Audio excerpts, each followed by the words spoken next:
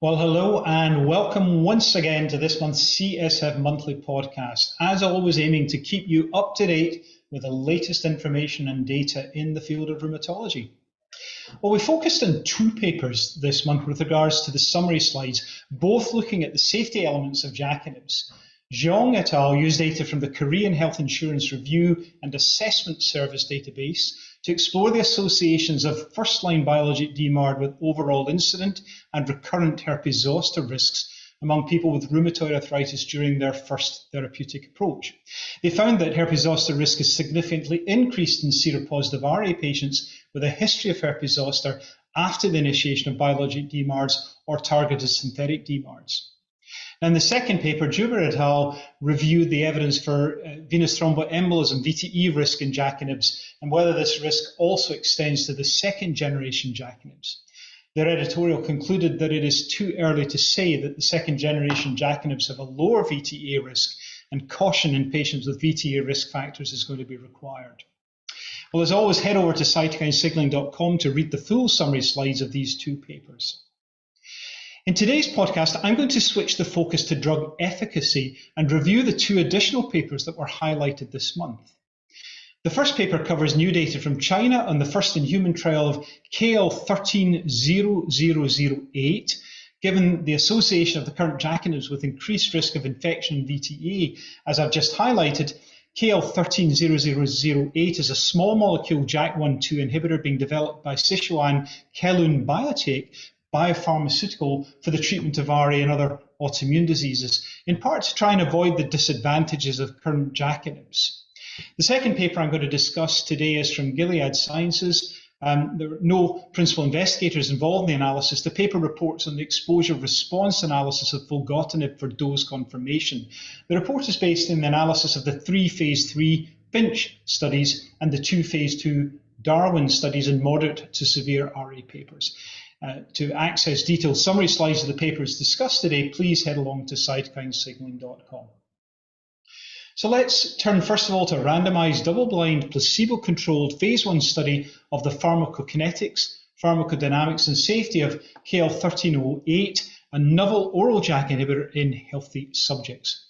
KL1308 is a novel selective JAK1/2 inhibitor, which may potentially have a therapeutic benefit in rheumatoid arthritis and other autoimmune diseases. This is a first-in-human trial to evaluate its pharmacokinetics, pharmacodynamics, and safety in healthy subjects. It's very early, but it's a new molecule, so let's have a think about what happened. It's a single-center, randomized, double-blind, placebo-controlled phase 1 study, healthy Chinese subjects, 79 patients, of whom 77 completed the study, who received KL1308 QD for 7 days, either as a single ascending dose, 1 through 20 milligrams, or multiple ascending doses, 2 through 6 milligrams. Safety was assessed based on physical condition, vital signs, adverse events, 12-lead ECG and ambulatory ECG monitoring, and laboratory examinations. In the PK assessments, a validated liquid chromatography tandem mass spec method was used to determine the concentration of drug in the collected plasma and urine samples. And in the PD assessments, the levels of phospho-STAT3 in the treated patients' leukocytes were determined using an enzyme-linked assay, and the inhibition rate of phospho-STAT was calculated. What are the key results? Well, drugs showed an exponential elimination with a half-life of between 14 and 18 hours, and 8 to 20% of drug recipients of the drug was excreted in the urine.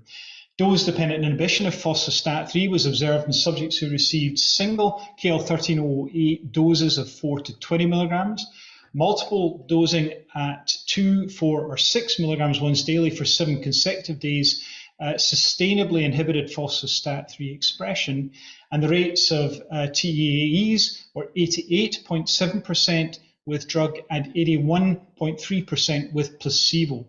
All such events were grade 1 or 2 and disappeared or resolved by the end of the study. And the most frequent events were a decrease in neutrophil percentage, which occurred in 30% of subjects on KL1308, a decrease in neutrophil count, which occurred in 29% of subjects on KL1308, and an increase in lymphocyte percentage, which occurred in 25.8% of subjects on KL1308. None of these 3 events occurred while subjects were on placebo, so it looks like a drug-related event. Conclusions here, well, these data support the fact that KL1308 is safe, well tolerated. It's an oral JAK1 inhibitor, no information at the moment about off-target effects, and this study, I guess, will help to optimize dosing regimens for a putative phase 2 study. We await that with interest. Now, the next paper is an exposure-response relationship for the efficacy and safety of filgotinib and its metabolite GS829845 in subjects with rheumatoid arthritis based on phase 2, phase 3 studies. Now, I'm sure by now you're very well aware that filgotinib is an oral once-daily potent JAK1 preferential inhibitor. It's approved for use in the EU and Japan for treatment of moderate to severe rheumatoid arthritis in adults and met all the primary endpoints, ACR 20 at week 12 or week 24 in its phase 3 clinical trials, Finch 1, Finch 2, and Finch 3. The pharmacokinetics of filgotinib have been very well characterized across previous phase 1 studies, and this report describes exposure efficacy and safety analysis for filgotinib and its major active metabolite GS829845 based on population PK model-derived exposures and efficacy and safety data from the phase 3 studies, that was the Finch program, and phase 2 studies, the Darwin program, in patients with moderate to severe rheumatoid arthritis. Key results from this, well, non-linear logistic regression showed increasing response with increasing exposure, with exposures at 200 milligrams dose primarily residing on the curve plateau.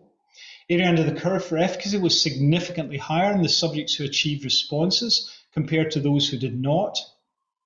And for exposure safety analysis, filgotinib and GS829845 exposures were similar, irrespective of the presence or absence of the evaluated safety endpoints, indicating no exposure safety relationship for common treatment emergent adverse events or laboratory abnormalities and serious TEAs or infections. Your take home here, exposure response analysis confirmed that filgotinib produced more robust therapeutic effects across the exposure range observed at 200 milligrams once daily compared to lower doses. And collectively, with the lack of an exposure safety relationship, the 200 milligrams once daily dose was supported for commercialization. Well, as always, if you want to look at the publications uploaded this month and to access the other podcasts and resources that are there in abundance, please do head over to cytokinesignaling.com. It's a great resource.